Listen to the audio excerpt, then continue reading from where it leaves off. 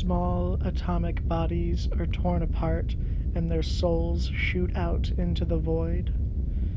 Is it oblivion or perfect waves of space that the gilded frequencies sail along? With all that light floating around, you might think that space is a fog of energy, but for 8.5 minutes the bits of sunshine stay dark. Matter will devour them soon.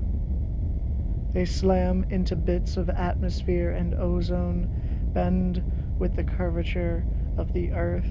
They curl into fire on the horizon and soar like arrows over the mountains and through the slits of my curtains into the wet crevice between my eyelids, and suddenly the dream I had finally assured myself was real becomes morning.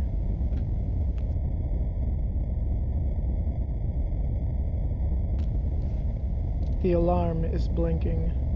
Flick the light switch. Dress neatly for another day of school. Eat. Forget to flick the switch back off. Spark the engine. Squint hard to see the road. Wonder what that ringing is. Turn the radio on. What is that ringing? See the pothole. Realize that the pothole wasn't there yesterday. How do I make that ringing stop? Swerve to miss the pothole and face a flash of reflected light, racing the impulse to swerve back. Drive away, annoyed by the line of hue burned into my retina that won't let me look directly at it. Drive away, annoyed that the traffic light is red. Drive away, cursing the brake lights in front of me. Drive all the way to school and start feeling homesick for summer.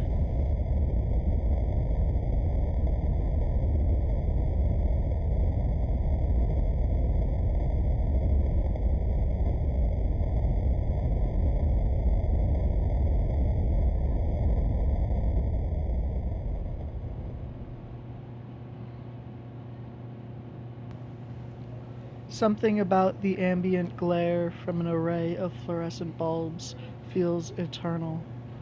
It might be the way each small breath is drawn out like starvation. It might just be the stiffness in my knees. But maybe it's forgetting how legs can become stones that break the ridged current of a stream in order to share its bloodless pulse. The cold water swells, curls back against my ankle, breaks off, and then swells again.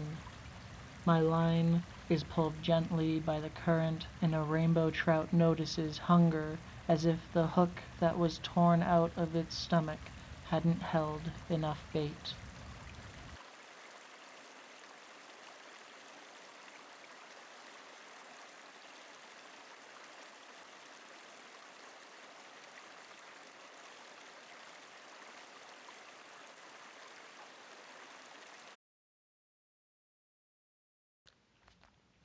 Every drive home in the dark is a long drive home.